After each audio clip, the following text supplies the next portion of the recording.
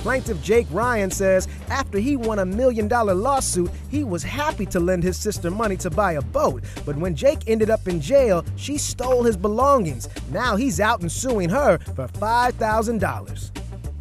Jessie Pratt says she did borrow money from her brother and was paying it back until he got thrown behind bars, leaving her to clean up and pay for his mess. She claims she paid his storage fees and car impound fees out of her own pocket. Brother and sister. Yep, yes, Your Honor. You're suing your sister. I went from rich to broke, and now I'm here to collect what was owed to me. You went from rich to broke. Yes, sir. It was more fun being rich, huh? Yeah, yes, it wasn't, sir. Yeah. How'd you get to be rich? Well, so I was in a car accident. I was actually in a Lyft, like an Uber. Yes. And I was headed back to my house, and I was involved in an accident. I was hit by a drunk driver. We flipped 4 times. I wasn't wearing my seatbelt, and I ended up getting pinned to a light post. Wow. And so I ended up breaking my collarbone. Oh. I ended up having my spleen. Initially, it was fixed, and then I had to go back later because I was jaundiced and my liver was failing. So they had to remove the spleen. They had to remove the infection pockets. I ended up developing an infection pocket on my scrotum. And I did help take care of him when he was healing from that. That's good. So I had to have 1/3 of my scrotum removed. Yeah, and then I underwent 4 surgeries involving also like a wound vac and having a home wound vac and home health care. But Lyft does carry $1 million insurance policy, so me and the driver got to split the $1 million. So how much did you get? So initially I got $293,000, and then my lawyer also got me $66,000 under my dad's insurance policy for underinsured drivers. So I ended up having a total of $350,000. So you have $350,000. He gambled most of his money away. It wasn't. Which that has nothing to do with it. That has nothing to do with this. So you don't have that money anymore? No, Your Honor, I do not. What happened to it? I enjoyed living luxuriously and spending the money. So you spend all that money, basically? Yep. Yes, Your Honor, I did. He lived at the casino in a presidential suite for quite a while. Casino in Vegas? In Tucson. What was the best thing that you bought? So I bought a statue I still have to this day. It's a $12,000 statue. It's called the Podium Prometheans by Michael Wilkinson. It's a naked man and woman in an eternal flame, and it's clear so you could put on a lighted display and display it. $12,000. Mm-hmm. When he went to jail, I held on to that statue for him also and gave it back to him when he got out also. You chipped it, but you did. What do you do for a living? I'm a bartender. And it never dawned on you that this $350,000, it's just going to I didn't think that money could go that quickly, Your Honor. Yeah. Like, oh, it does. It does, yeah. You could have bought a bar with that. Yeah. Why were you in jail? I was trying to make some money, and so I started like selling things that I shouldn't be to make that money. Yeah. Are the things you can light up? Yes, Your Honor. Statues? No. So basically, you were selling drugs and you got in trouble and you went to jail. Yes, Your Honor. But irregardless of the fact, I still lent her that money, and she agreed to pay it back. And you're here because you're suing your sister. She borrowed $5,000 from you because she wanted to buy a boat. That's correct, Your Honor. He did loan me the money to buy the boat. That's the Exhibit A. That's a picture of the boat that I bought, which I still have to this day, which we love. We, spend our summers out on the lake, and we love it, So who's we? Me, my husband, our kids. And you borrowed money from my brother because you knew he because he had a lot of money and he was being kind of careless with it. So I thought, well, maybe I'll just ask him if he'll loan it to me. Maybe he will. Like I didn't really half expect him to, but he did. So. Okay, and you agreed to pay him back. I did agree to pay him back. Yes. Well, she paid you back $1,000. Yes, I did. However, when he went to jail, he had called me from jail. First, before he went to jail, he had come by my house one day and told me he was almost broke, and he pretty much was broke, and he had gone through all the money, and I had given him $200 that day just to start paying him back, because we had agreed I was going to start paying him back when I got my tax money, and then I found out he was in jail, and he called me from jail and asked me to get his car out of impound. That he had bought a car that he loved that was a big purchase. I think he spent like 20 grand on it or something. It was a nice car. He'd gotten it impounded and he wanted it. Why was the car impounded? From when I had got arrested. But regardless of that, she anyway, the word is regardless. Regardless of that, she also picked up all of my belongings from the residence I was living at, where she proceeded to like pawn those items. I had a diamond ring, my favorite ring. It was like a $1,500 ring, and it's literally for sale at the pawn shop next to her house right now. I don't know about the ring. ring. I didn't touch the ring. She denied it for about 4 months, and then she finally admitted to my father that she had pawned it. And that's the only thing she will admit to that doing is pawning that ring, but she admitted it to my father. And for how much? How much did you get for it, Jesse? I don't know what he's talking about, but I didn't pawn the ring. That's a lie. But I did have a ring of his that I gave him back. You're under oath here. I did take a couple of his jewelry items, and I did give his ring back. One of them I lost, but the other one I gave back to him recently because I wanted to kind of like clear the air with him, you know, and that was something that I had of his that wasn't right for me to have, so I gave it back. I had just bought this car. If you refer to my bank statements, Exhibit A, you can see where I bought the car for $19,000 in August. And so I ended up going to jail in November. So I drove that car for about 3 months. When I got out, this car was completely ruined. The interior was ruined. All my carpets were ruined. The leather was ruined. She has 3 kids, and I didn't think she would be driving the car, but she drove the car the whole time I was incarcerated. No, I did not ever tell you you could drive it. She drove it the entire time I was incarcerated. It came out with ruined carpets, literally the car was no longer drivable. When you tried to drive it, it would just shake violently. And so she drove it till literally you could not drive the car anymore. We started driving it, and when we realized something was wrong with it, I parked it at my dad's house so that he would have it when he got out. And I told him that he needed to fix something on it when he got out. Okay. And the car cost $1,200 to get out. And on top of that, I had to get the insurance and the registration in my name for me to be able to get it out of impound. And that cost $400 for the insurance and $235 for the registration. So I mean, it was over $2,000 just getting that car out alone. I have a letter she wrote me in jail, and she agreed that she would start putting $100 on my books per month.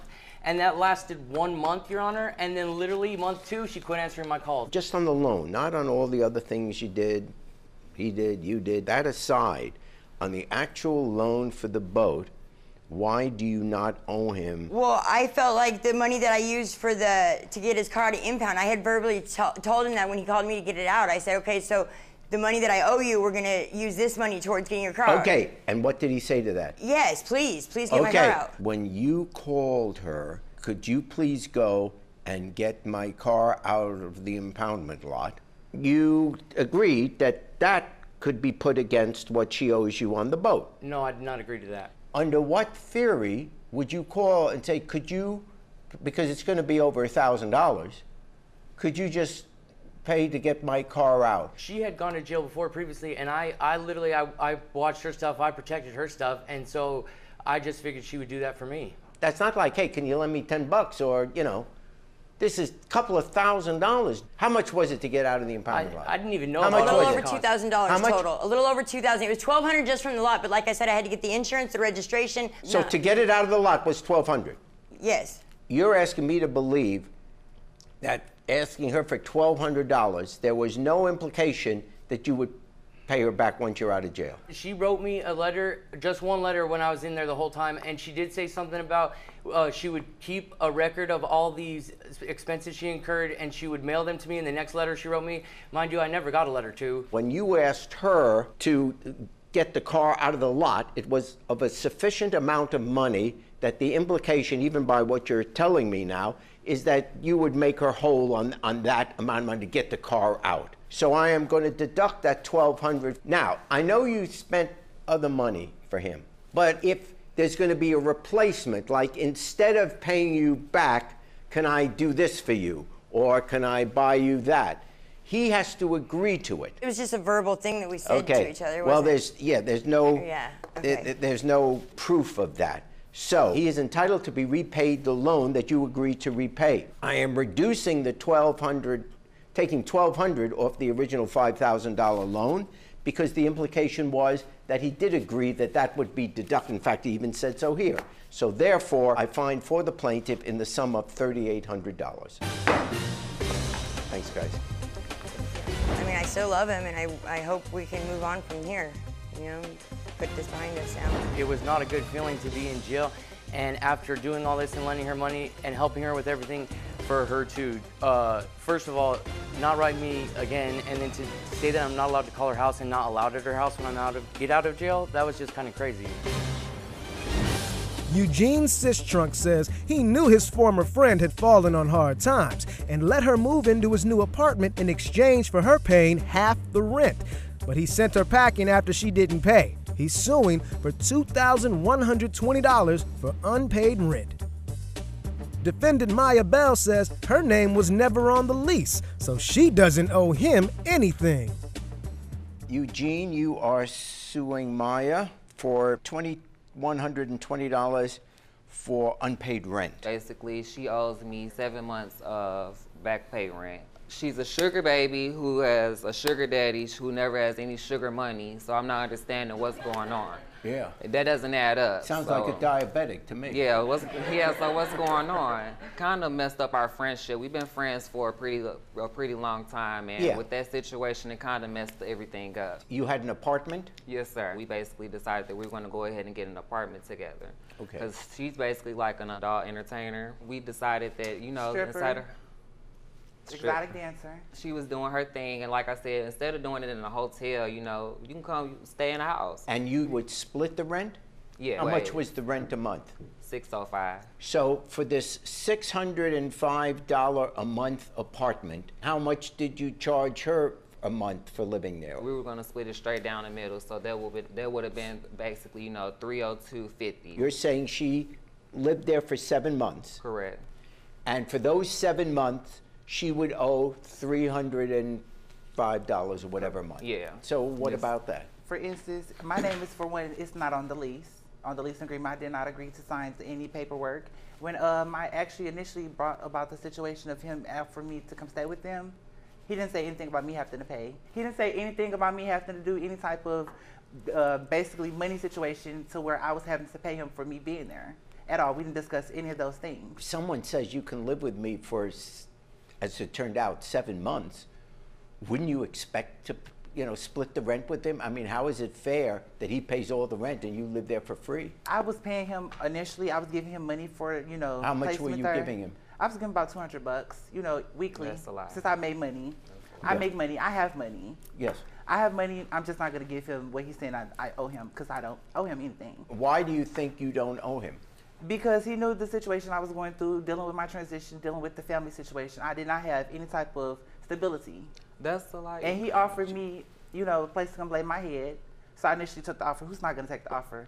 That's literally a free place to lay your head. Still, normally a person would say, that is so nice of you here, let me split the rent with you or something. But you were paying him, you're saying you were paying him $200 a month? When he put his hands on me, that terminated the whole deal agreement. Because once you put your hands on me as a friend, you're not my friend. You're not anything to me, you're the enemy.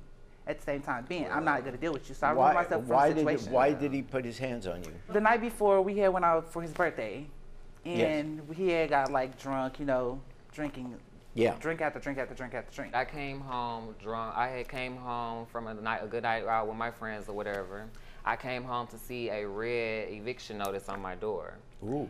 That's not nothing no one wants to come home to, especially having a good night, you know. Yeah. So no one wants to come home seeing something like that. And you were being evicted because of non-payment of rent? Yeah, the non-payment of rent. She wasn't giving you her share? Correct. And I had also lost my job as well. He stole my stuff. So you didn't have income, and nor were you getting money from her, is what you're saying? I was doing like babysitting, you know, cutting grass on the side, doing little miscellaneous things so I could be able to, you know, continue to pay the rent as well. He stole my stripper pole. He stole your stripper pole? Yes, my most prized possession. That's your pole? Yes, that's actually him, Your Honor. If you actually look in the back, the mirror, that's his reflection. That's clearly, as you can see, Eugene. So you were selling it on what, eBay or something like that? When the eviction had came, we had gotten into a huge fight, Your Honor. How am I going to twerk with no pole, Your Honor? I'm talking, Maya. Okay. To the point where the cops were called. So once the cops came, they basically were saying, they were thinking that I was the aggressor. So, you know, they pulled us both to the side, basically trying to see what was going on. So when he was asking me, you know, my side of the story, I was letting him know what was going on. And I heard the other cop, you know, asking her side of the story. And he was basically saying, you know, I might be having to take him in for putting his hands on a woman. Your Honor, a woman, she was born a man. We the same. We the same. I mean, we were born with the same thing. No, we were born with the same thing, Your Honor. She's a woman now. He's jealous. She's a woman. He's a bitter bitch. She's a woman. Doesn't matter what you're born. Whatever bitter you ass bitch. Just bitter. Whatever I'm you not say. gonna hear that. He needs to quit lying, Your Honor. That's not it. How am I supposed to twerk without my pole? It just makes no sense. Like, How am I supposed to do my dance? You know, twerk. You know, do all my dances. You know, Your Honor. You know, how am I supposed to do all that? It just looks ridiculous without a pole. Am I right? Like, can I get a song or something? Well, if you're without a pole, maybe we can give you the podium. It looks ridiculous on the podium. It looks ridiculous on the podium. Yeah, I need a pole. I need my pole. Like I said, this is my most prized possession. What else did he sell of yours? He sold my stripper shoes, my wigs, and I have like 2 different breakdowns. Initially, I have the receipts of all my purchases, which is valued around $1,030. You said there was no agreement that you would pay rent. My name is not even on the lease, Your Honor. I have here in front of me, you signed a lease here from April. Here's your signature. No, Your Honor, I did not sign any type of leasing agreement. That is Disney. That's literally Disney. You're saying he forged it? He forged my signature, Your Honor. That's not my signature. Well, wait a second. One thing that I will bring up is this lease between you two, if it's legit, you're saying that she owes $605 a month. That might have just been like a typo. So you meant to say $300? Yeah, the 302. Did you make this up? No, sir. We had went ahead and, like I said, we typed it up and made a personal agreement ourselves. There's a signature here. No, Your Honor, that's not my signature. That's the same. You didn't even look at it. How do you know it's not your No, signature? that's not my signature, Your Honor. You said that there was no agreement for you to pay anything, and yet you certainly had money to do other things. Pretty much, you put here. It's put here that you had some elective surgery. I had a boob job. When you have limited income, which you do, you have to make priorities. And other than eating, the next priority is having a roof over your head. So it's reasonable to say that the first dollars you have before you have elective surgery should be to pay the rent. It is fair to say that if you lived there for 7 months, even without a written document, that you should pay some amount of money. You have sued her for unpaid rent for 7 months, which you said is $2,120. She is saying that you sold merchandise that comes to about $1,000. So therefore, I believe you do owe some rent, and I believe you shouldn't have sold her property. What did I exactly Sir, sell? you're listening right now. The judge is ruling. I fined for the plaintiff in the sum of $1,000. Good luck to both of you. I only stayed there for 2 months, Jerry. Well, now, this is the first time you bring that, you could have brought that up in the case. See, no, what the real tea was... Why didn't you say that? I You wasn't kept there. talking about 7 months. You can't, after the case, come and say it was only 2. I can't trust him. He's a snake. He's a coward. He's a manipulator. You can't live nowhere for free. Like I said, I have money. He's just not getting any dime from me.